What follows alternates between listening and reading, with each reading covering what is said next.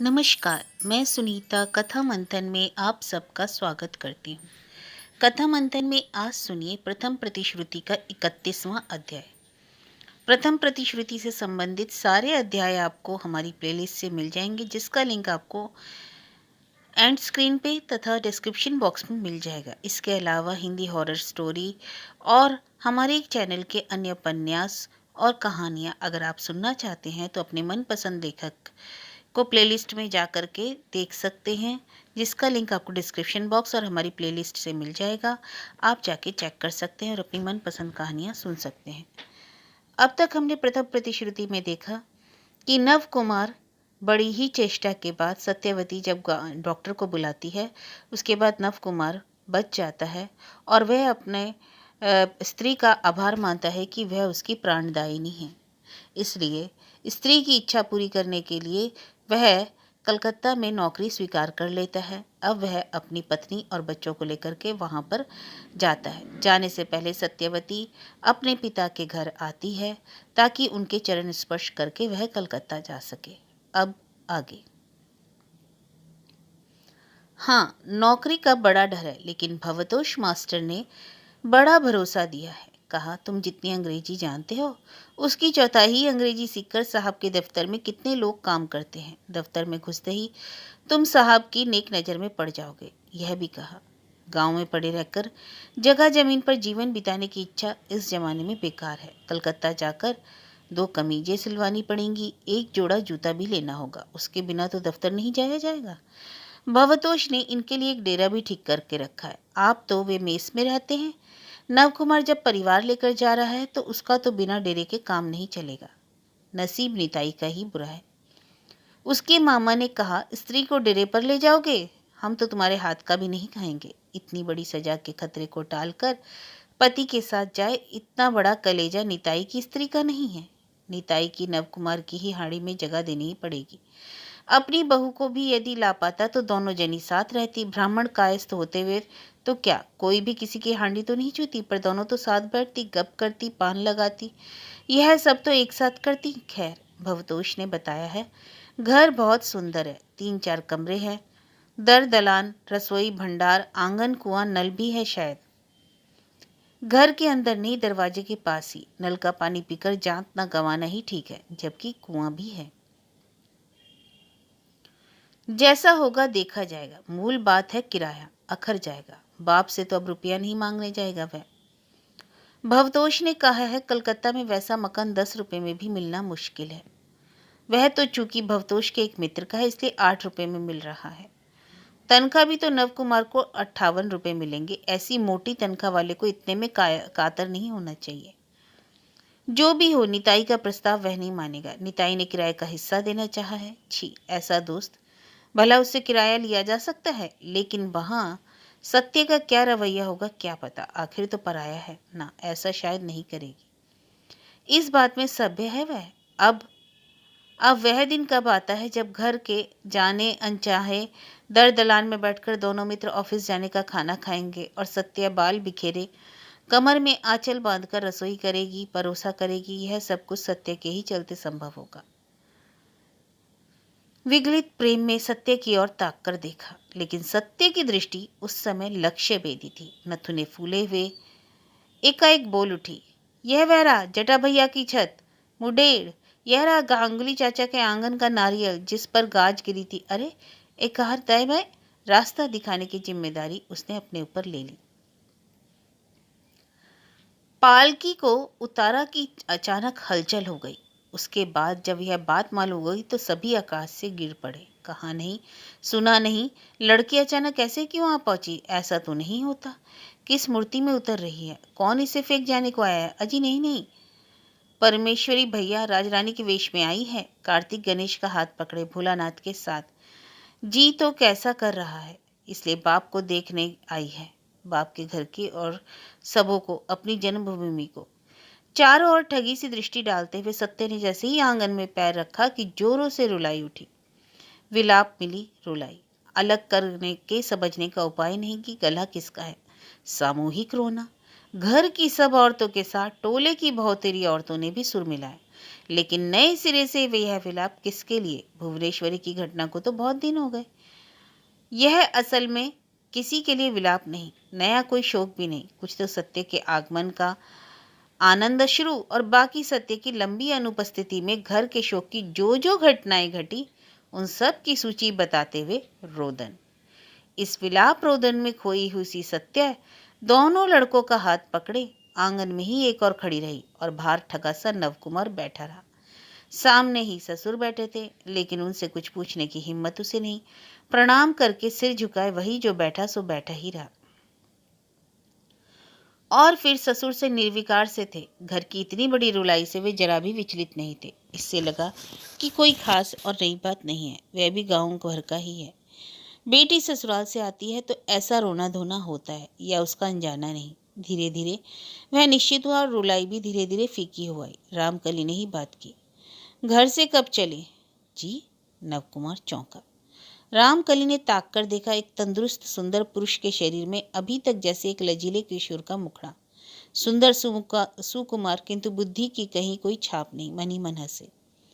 इसे स्नेह किया जा सकता, इस पर भरोसा नहीं किया जा सकता। शायद इसलिए ही भगवान ने सत्य को इतना दृढ़ बनाया है। वह लता जैसी सहारा नहीं चाहेगी, वनस्पति की तरह आश्रय देगी। उनके एक निश्वास निकला। जी में आया, सत्य के नसीब में सदा दुख है। रामकली की बेटी ने बाप की ही ललाट लिपि पाई है। कितने दुखी है रामकली। भुवनेश्वरी कितनी सुखी थी। पहले रामकली ने कभी स्वप्न में भी नहीं सोचा कि कभी ऐसा सोचेंगे, अपने को कभी दुखी की कोटि में रखेंगे। नवकुमार के उस तटस्थ सुर जी को सुनकर रामकली ने फिर एक बार कहा, घर से कब चले? जी सवेरे ही, थोड़ा सा माड़ भात खाकर। बोलते ही शायद अपनी बेवकूफ़ी समझ में आई। सवेरे को ठीक से समझाने के लिए माड़ भात का प्रसंग ना ही लाया होता तो अच्छा था। सवेरे ही तो काफ़ी था, लेकिन मुंह की बात और हाथ का ढेला। रामकली हड़बड़ाकर बोले, अच्छा अच्छा, इतना समय लग गया? फिर तो नहीं, अब बैठना नहीं, हाथ मुंह धोकर। नवकुमार ने अब जरा साफ तरह कहा, परेशान न हो, रास्ते में पालकी रोककर खाया हम लोगों ने, सामान साथ में था। सो हो, भेला डल गई। और अरे कौन है? एक ही साथ कई उम्र के बहुत सारे लड़के आ खड़े हुए। ये अगल ही बगल में झांकता कर रहे थे। आने का भरोसा नहीं हो रहा था। रामकली ने कहा, अंदर जाकर कह दें इनके हाथ मुंह धोने का इंतजाम करें। हाथ मुंह धोना सांकेतिक है, असल मतलब है जलपान का प्रबंध। उनमें से दो लड़के भाग कर गए, दो एक खड़े रहे। किसने तो झट से कह दिया, क्या मजा जीजाजी, कलकत्ते के डेरे में जाकर रहेंगे। रामकली जरा चौंके। सत्य तो घूंघट काढ़े हुए ही प्रणाम करके अंदर चली गई। नवकुमार के सामने बाप से बात नहीं की। नवकुमार औरत जैसा शर्म का मान किए बैठा था। रामकली ने ही पूछा, यह कलकत्ता की बात क्या कह रहा है? नवकुमार ने धीरे से जवाब दिया, जी ऐसा ही कुछ सोचा गया है। सुनकर खुशी हुई। इस समय कलकत्ता की में तरक्की के बहुत उपाय हैं। किसी काम धाम की कोशिश की गई है क्या? जी हाँ, मास्टर साहब ने एक नौकरी जुटा दी है। जमाता है, इसलिए कर्तव्य बोध से उन्होंने पूछा, कहाँ? जी सरकारी दफ्तर में। बड़ी अच्छी बात है। रहने का कहाँ ठीक किया, मेस में? जी नहीं, मास्टर साहब ने डेरा ठीक कर दिया है। रामकली ने वेतन के बारे में नहीं पूछा, सिर्फ जरा चिंतित स्वर में बोले, फिर तो रसोइये की भी व्यवस्था करनी होगी डेरे में अकेले। नवकुमार से लाज का मान और नहीं रखा जा सका। पुलक को छिपाने की आभा मुंह में मलकर बोला, जी रसोइये की जरूरत नहीं होगी। तुड़ू और मुन्ने की माँ आपकी लड़की ही तो जा रही है। मेरी लड़की? सत्य?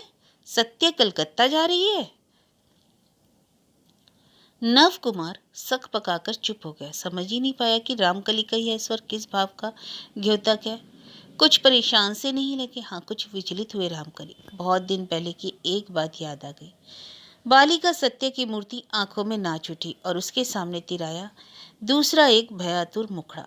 उस मुख के सामने उंगली उठाकर सत्य कह रही है, तुम्हें इतना डर किस बात का है माँ? देख लेना, कलकत्ता में जाऊंगी जाऊंगी जाऊंगी।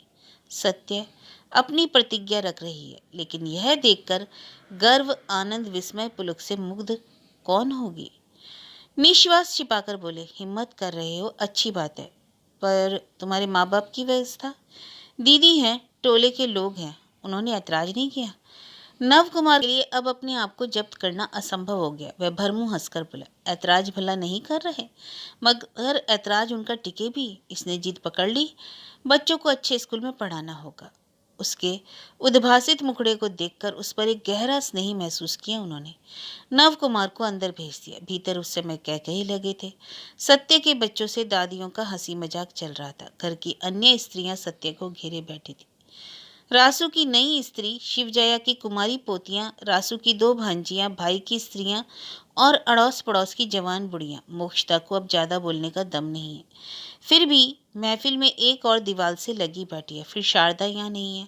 उसे तो मरने की भी फुर्सत नहीं। उसकी उदासीनता से सत्य का नयापन, अनोखापन, बहुमुखता सब कुछ हार मान गई है। लेकिन और सभी तो शारदा नहीं है। सवालों का जवाब देते देते एक दूसरे किसी से पूछने का मौका ही नहीं पा रही सत्य, जो कि दिखाने नहीं सब कुछ देखने के लिए आई है। किंतु कौतूहल जो अदम्य था। दो दो बच्चे हो गए, बच्चे बड़े हो गए, मगर कभी आई तो नहीं। बच्चे के अन्नप्राशन में उन लोगों ने कहला जरूर भेजा था, लेकिन रामकली तो तीर्थाटन में थे। आने के बाद भी तो सत्य इतने दिनों से आई नहीं, परंतु अचानक कैसे आ पड़ी, यह प्रश्न दब गया।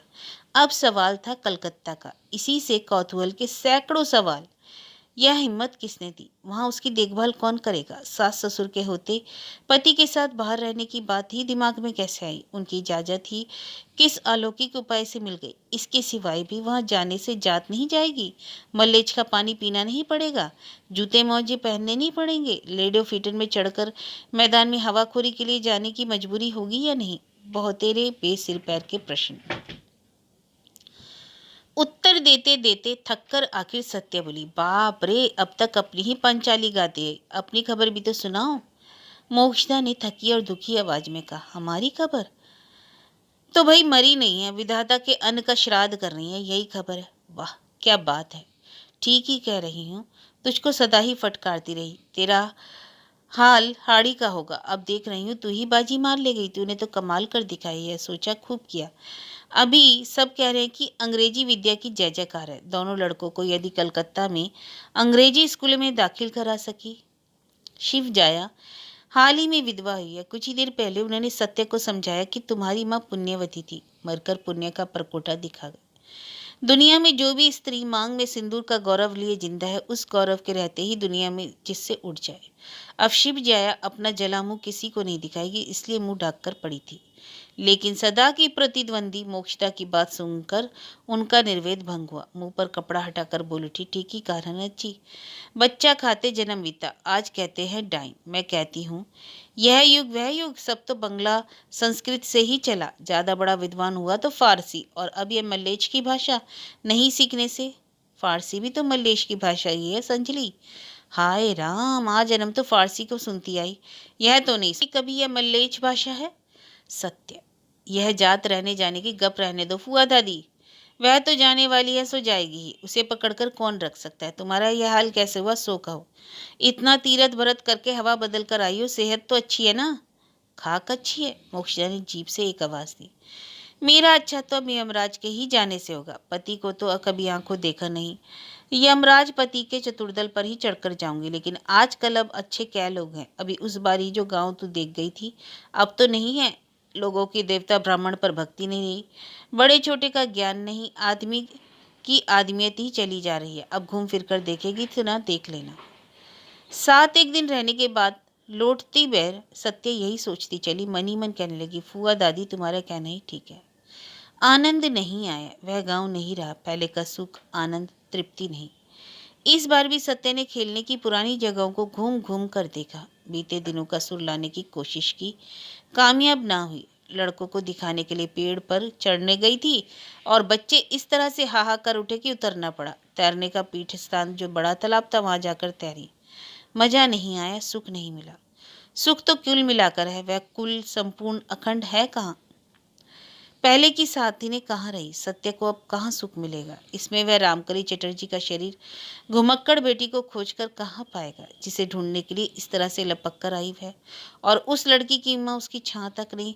सब धुल पुछकर साफ बदल गया, सब कुछ बदल गया। सत्य की वह पहचानी दुनिया गायब हो गई। सत्य का आसन निश्चित हो गया। अपनी जन्मभूमि की माटी पर सत्य अब आगंतुक है, बाहर की है।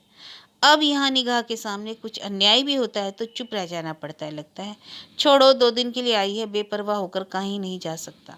यह तुम लोगों का अन्याय है।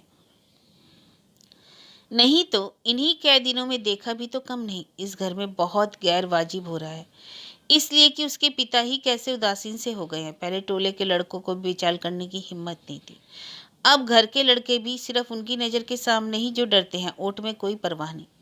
टोले में ही कितना देखा, जटादा की स्त्री अब सास से लड़ती है और जटा बीबी के आगे हाथ जोड़े रहता है। सत्य के ननिहाल में सभी भाई अलग हो गए हैं। सत्य की दो घर में 2 दिन न्योता खाना पड़ा। तुष्टु ग्वाले को लकवा मार गया, उनकी बीवी घर घर रोती फिर रही है, मगर कोई उससे घी दूध नहीं लेता, हिला हवाला करता, कहता है तुष्टि की बीवी का जमाया दही, मुंह में रखना मुहाल। तुष्टि की बहू घी बनाना कब जानती है, चीज थोड़ी दबी तो गई। सदा के उस आदमी के दुख के समय न देखें तो फिर आदमी और जानवर में क्या फर्क है। सत्य छिपाकर 2 रुपए दे आई थी तुष्टु को। तुष्टु की आंखों से आंसू ढुलक पड़े। वह बोला, तेरा मन अपने बाप जैसा ही है, कविराज जी हैं इसलिए जिंदा हूँ। कुम्हार चाचा, लोहार चाचा, धोबिन फुआ, किसी से मिलना सत्य ने बाकी नहीं रखा, लेकिन पहले की तरह किसी ने भी हंसकर नहीं कहा, अरे आई है, आ आ बैठ। सबने आसन डालकर कहा, आइए दीदी जी बैठिए। गजब है, एक ही साथ सबके सब बदल गए। बदला नहीं तो सिर्फ गांव बदले नहीं, पेड़ पौधे, खेत, झाड़ियां, तालाब, पोखरा, इन्हीं सब ने उमंग आनंद में सिर हिला हिलाकर कोलाहल करते हुए सत्य का स्वागत स्वागत किया और विदा होते समय वही उदास विधुर दृष्टि से मौन वेदना की तरह ताकते रहे। नहीं बदले सिर्फ वे, लेकिन इन सब के पास आश्रय भी कितना। आश्रय तो चाहिए हृदय में, प्राणी के उत्ताप में। कहाँ है वह उत्ताप। सब ने बड़ा जतन किया और कहा, अरे पापा 2 दिन के लिए आई है। किसी ने यह नहीं कहा तू मेरी है, सदा की है। सत्य की माँ जिंदा होती तो क्या और तरह का नहीं होता। माँ के पास सत्य का वह बचपन सोने की डिब्बिया में रखा नहीं रहता। सत्य आती तो माँ उस डिब्बिया को खोलकर नहीं कहती, यह देख तेरा कुछ भी तो नहीं खोया, सब कुछ है, मैंने सहेज कर रखा है। फिर तो सत्य अपने खिलौने के पिटारे को भी देख पाती। माँ कहती, देख ले, यह तेरे हाथ का कपड़ा पहनाई हुई बड़ी मजली और सजली बहू, उस बार आकर तू जैसे रख गई थी वैसे ही रखी हुई है। दादी की श्राद्ध के समय आकर अपने फेंके हुए खिलौने के पिटारे को फिर से सजा गई थी वह। उसके बाद तो उसके अपने ही जीवन में खिलौना टूटने की घटना आ गई।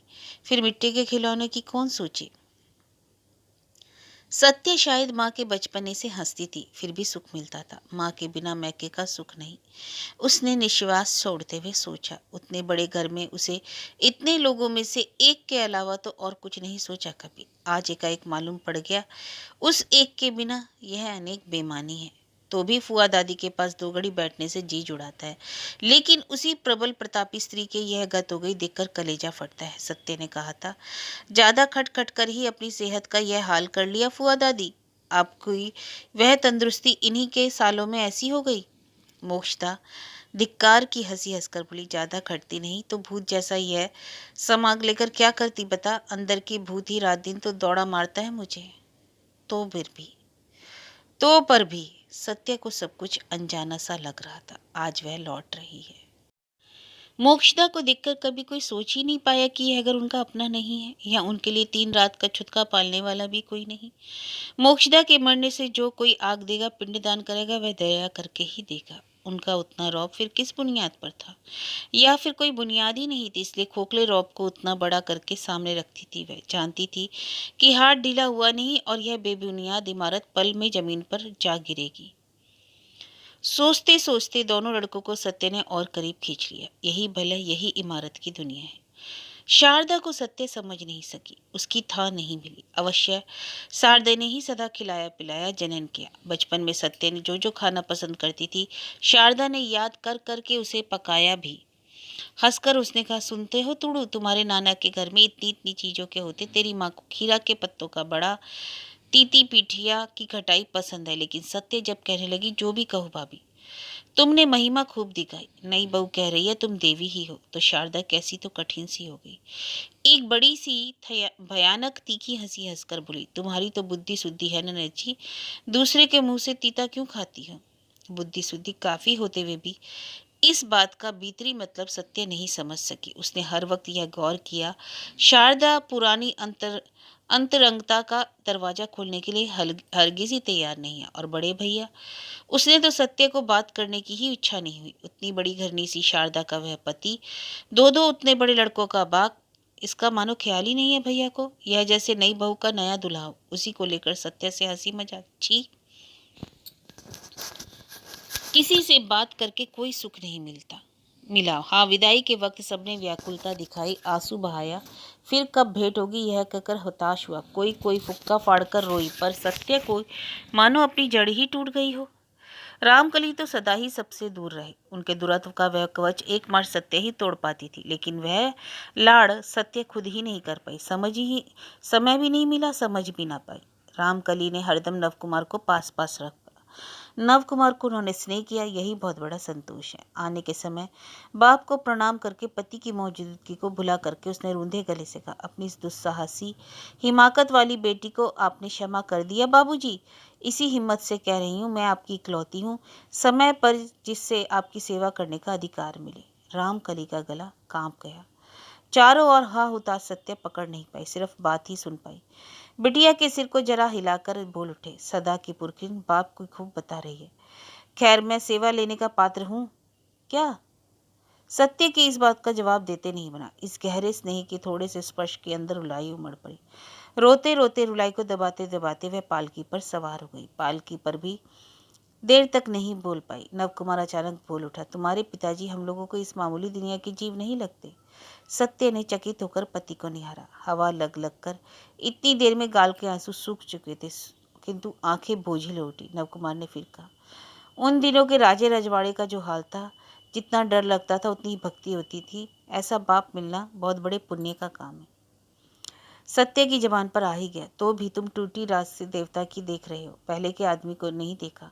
अब तो मन टूट चुका है, शरीर भी टूट चुका है, लेकिन वेदना विधुर मन में इतना कहने की इच्छा नहीं। धीरे से कहा, माँ के रहते हुए देखा नहीं, माँ को भी नहीं देखा, इसी बात का अफसोस रह गया। बाप के लिए गर्व सिर्फ मन में पालने का है, उस गौरव के अधिकार नहीं, भोग का दावा नहीं। छोड़कर जाना पड़ा, छोड़कर रहना पड़ेगा, उस गौरव की छाया में बैठकर अपने जीवन को धन्य करने का उपाय नहीं है। बराईपुर लौटकर कलकत्ता जाने की तैयारी। जाते वक्त न माँ ने न बाप ने किसी ने बात नहीं की। ऐन वक्त पर वे घर से निकल गए।